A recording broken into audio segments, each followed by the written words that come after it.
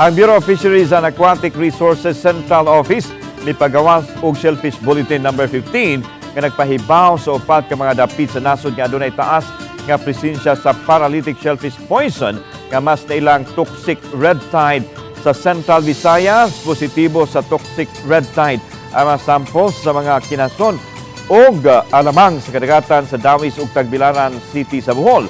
Subay nini giawhag ni Isidro Vilayo Jr., Officer in Charge sa Bureau of Fisheries and Aquatic Resources nga likayan ang pagkaon sa tanang matang sa kinason ug alamang nga magkuha sa nisgutang mga dagat.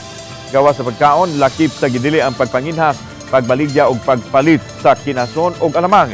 Luwas sa hinuon kanoon ang mga isda, pasayan, nugkos ug alimango apan gikinahanglan nga presko kini ug tarungon sa paglimpyo sa dili palutuon. Gikinahanglan usab nga kuhaon ang mga hasang ug himbis niini.